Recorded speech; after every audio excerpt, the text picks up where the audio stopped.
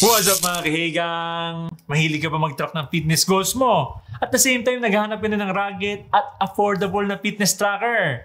Kung ganyan yung hinahanap mo, perfect sa itong i-unbox natin ngayon. Pwede na natin matrack ang mga workouts natin dito sa Xiaomi Smart Band 9 Active. Yung link nito, nasa pin comment lang sa baba. Pero may good news ako sa inyo. Mamaya malalaman nyo dito sa video natin. So ito yung box niya. Yung nandito para sa atin ngayon is black. Pero bukod sa black, available din to sa colors na pink at white. Tsaka mga kaigang, available na rin to shirt natin sa Hey Maki Clothing sa Shopee. Bukod sa black, meron ding red shirt at mga hoodies. Check nyo lang sa pin comment sa baba. So yun lang naman mga kigang, kaya i-unbox na natin to. Buksan natin dito sa taas. Nandito kagad yung Xiaomi Smart Band 9. Okay, lapag muna natin dito. Magnetic charging cable, tsaka yung manual. Okay, tabi muna natin to. Tanggalin natin yung plastic. You know. Tapos may sticker. Tanggalin natin. Yun! Napaka-rugged ng design nito, tsaka napaka-lightweight, mga 16 grams lang. Bagay na bagay ito pag mag-workout tayo kasi ang sporty ng dating niya. Kita nyo naman, no? Ito na mismo yung Xiaomi Smart Band 9 Active. Bali yung build nito, yan, hard plastic na mat. Tapos merong silicone na rubber strap.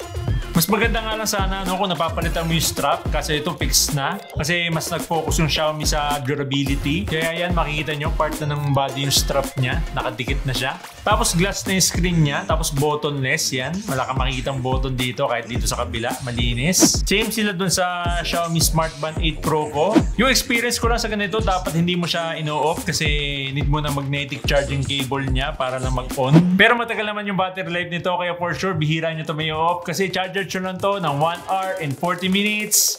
Kaya na nitong tumagal ng 18 days pag naka-standby.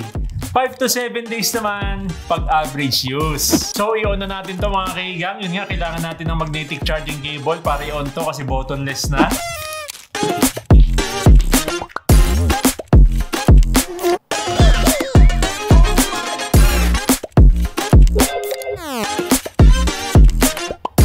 Merong QR code dito, scan lang natin to para ma-download yung Mi Fit app. Pero kung na-download nyo na gaya ko, scan lang natin to para ma-pair to sa phone natin. Okay, kunin natin yung phone natin. Tapos yan dito sa Mi Fit app, yan, tap nyo lang tong plus sign dito sa upper right corner. Tapos scanner. Yan, scan lang natin yung QR code dito sa Smart Band 9 Active. Boom! Yun, connecting. Hintayin lang natin mga kahigang. Tapos may pairing code, yan. Continue. So yun mga kaigan, ganun nakabilis dito mag-pair sa Xiaomi Smart Band 9 Active. Yan, naka-pair na kagad dito sa phone natin yan. Oh, nakikita na dito sa Mi Fitness app. Okay, mamaya babalikan natin to. Dito muna tayo sa Xiaomi Smart Band 9 Active. Bali naka 172 by 320 LCD na to na may 60Hz screen refresh rate. Kaya napaka-smooth ng interface niya pa magsa-swipe ka. You know? No lag. Kita nyo naman. Oh. Easy swipe. No lag. Oh ha. Smooth lang.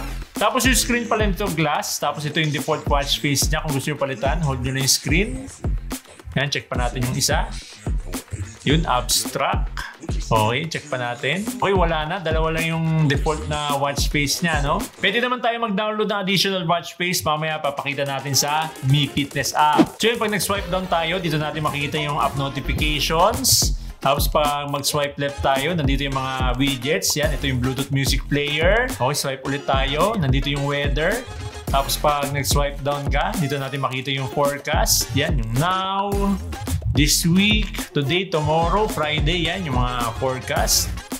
Tapos, humidity, pressure, UV, sunrise, tsaka sunset. Nandito na rin yan. Kompleto, no? Tapos, ano pa makikita natin dito? So, yun lang mga kaigang. Dalawa lang yung app widgets dito na nakalagay. Pero pwede kayong magdagdag or mag-customize sa Mi Fitness app. Tapos, pag mag-swipe right naman tayo, yan, makikita natin dito yung quick settings. Familiar na kayo dito kasi halos same lang din naman sa phone natin except dito yan sa Race to Wake. Tapos yan, pag mag-swipe up naman tayo, dito natin makikita yung main menu. Okay mga kaigan, check natin yung mga apps dito sa main menu. So nakalagay dito, workout, history, stats, heart rate, blood oxygen, sleep, stress, weather, events, Bluetooth music player, remote camera control, alarm, stopwatch, timer. So yung mga essential sa watch, no? Andito na. Find phone, tsaka settings. Since fitness tracker itong Xiaomi Smart Band 9 Active, check natin yung mga workouts. Okay, punta tayo dito sa workouts. Bali, meron na itong outdoor running, walking, freestyle, hiking, cycling, treadmill, jump rope, trekking. Yan, kung bitin pa kayo dyan, meron pa ditong more. So mga iba't ibang category ng sports dito. Yan, for example, itong ball sports. Okay, na dito yung tennis, basketball, golf, soccer, volleyball, baseball, American football, table tennis, badminton, cricket, bowling, billiards. Okay, ano pa yung meron dito? Okay, check natin tong outdoor activities naman.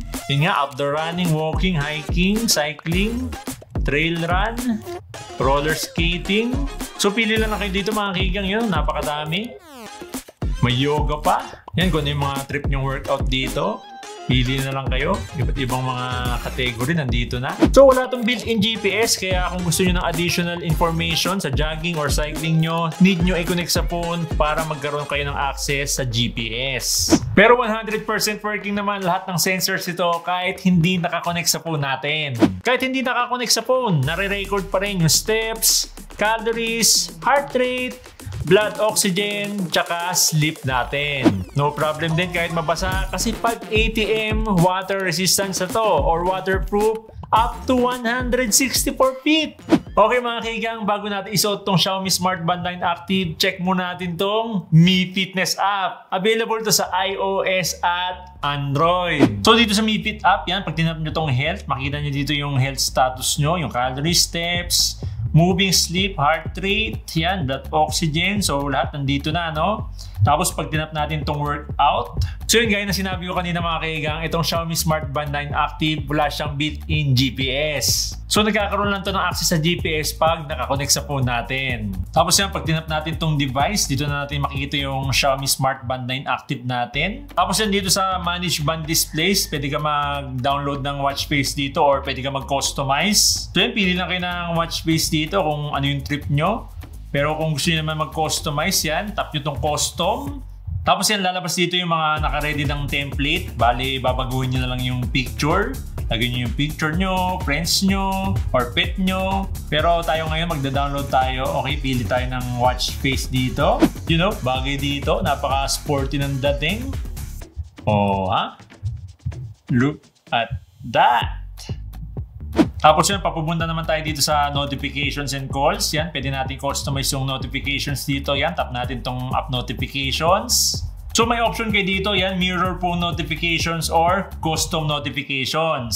So yun mga kigang, pag in-on nyo tong mirror phone notifications, ibig sabihin lahat ng notifications nyo dito sa phone, makikita nyo din dito sa Xiaomi Smart Band 9 Active. Kaya ako mas nire-recommend ko itong custom notifications lang. Tapos pili ka lang ng mga apps na gusto mo mag-notify. Tapos yan dito sa fitness and health, pwede din natin i-customize yung monitoring dito. Yan, for example, heart rate. So yan, pwede nyo i-set kung kailan nyo gusto mag-monitor yung heart rate nya. Pwedeng smart, pwedeng every 1 minute, every 10 minutes, or 30 minutes. Tapos pwede din kayo mag-set dito ng high heart rate. For example, mag-notify siya pag naka 100 beats per minute kayo. Tapos pag low heart rate naman, magno-notify siya pag naka 40 beats per minute lang kayo. So depende sa health status nyo to, no? Kayo magseset nito. So ganun din sa sleep or blood oxygen, yan. For example, to sleep, yan, advanced monitoring, pwede nyo i-on. Breathing score, pwedeng naka-on. Tapos yan, itong blood oxygen, pwedeng all-day tracking. Tapos meron ding blood oxygen alert. Tapos yan, dito sa apps, yan, nandito yung music. Yan, control phone playback. Alarm, pwede kayo magdagdag ng alarm dito. You can up to 10 alarms. Tapos yan, yung weather updates. Pwede nyo baguhin yung temperature unit. Tapos ito yung remote camera shutter niya. Yung maganda kasi dito, any Android phone, kahit hindi Xiaomi, gumagana yung remote shutter niya. Tapos yan, pag tinap natin itong system, yan, yung widgets, ito yung sinasabi ko kanina. So yan, by default, naka-music tsaka weather lang. Kaya nakita natin, dalawa lang kanina, no? Pero pwede tayo magdagdag yan. For example, heart rate, yan, dagdag natin. Tsaka yung sleep. Check natin kung nandun, no? Okay, mag-swipe tayo. Okay, music. Okay, weather, nandito. Yun, yung heart rate. Pati yung sleep. Yan, nandito na silang 4. Kumpleto na. Tapos pwede din natin baguhin yung arrangement ng menu dito. Yan, yung sort apps. Pwede tayo magbawas dito or magdagdag din. Yan. So for example, gusto natin mas mauna yung sleep. Yan. Taas lang natin dito. Okay, check natin kung nauna na yung sleep. Ayun, no? Nauna na yung sleep dito sa main menu. Tapos dito naman sa profile. Yan, pwede nating i-connect sa third-party apps. Katulad nito, Zeplight, Strava, Google Fit, tsaka Suunto. So yun na lahat ng features itong Mi Fitness app. Kita nyo naman, napakadaling gamitin. Tapos full pack pa yung features. Okay, isuot na natin tong Xiaomi Smart Band 9 Active. Okay, try na natin. Tapos ipasok lang natin dito sa may butas. Yan. Napakadali lang, oh. Boom! Napakalinis, oh. Ito yung maganda dito, oh. Wala nakabungad na nakausli. Yan, oh. Oh, ha? Napaka-rugged ng itsura niya. Napaka-sporty. Total naman, suot naman na natin to. Check na rin natin yung heart rate natin. Okay, punta tayo dito sa heart rate. Yan. Okay yan, measuring. Hintayin lang natin. So yun, nagpakita na mga kaigang. So real time to. Yan, nakalagay dito 72, 73. So naglalaro siya sa ganyan, no? Okay, check natin yung blood oxygen naman natin. Okay, start measure. Yan, measuring din. Keep still. Ayun, nag-vibrate na. So, nakalagay dito, 99%. Okay, nice. Okay, try na nga natin pag hindi natin suot. Tingnan natin kung magme-measure pa. Make sure nakapatong siya dyan sa table natin. Yan. Measuring. Yan, nakita, no? May measure. Okay, tingnan natin kung may lalabas na result. Okay, measuring pa rin. So yung nag-vibrate, nakalagay dito, cool dent measure, okay. Try naman natin dito sa blood oxygen, okay, measure. Yan, tingnan natin kung magme-measure pag di natin suot. So yung nag-vibrate siya, no? Nakalagay dito, Titan Band Strap. So yun, mga kaigang, di siya nagme-measure, no? Pag di natin suot, okay, nice, nice. Sporty, rugged, durable, at napaka-affordable. Kaya perfect companion para sa mga workout natin. May heart rate, blood oxygen, stress, at sleep monitor. Lahat ng health status natin nandito na. Kaya kung naghahanap ka ng affordable at sporty na fitness tracker, saktong-sakto sa itong Xiaomi Smart Band 9 Active. At eto na nga mga kaigang, ipapag-giveaway natin itong Xiaomi Smart Band 9 Active. Hindi lang isa, kundi 3 yung ipapag-giveaway natin. Yan. Pakita natin sa camera. Ito yung pink, tsaka yung white. So 3 to, no? Black, pink, tsaka white. So yung mechanics ito, nasa pin comment lang sa baba. So yun lang, good luck sa mga kaigang natin na sasali sa giveaway natin.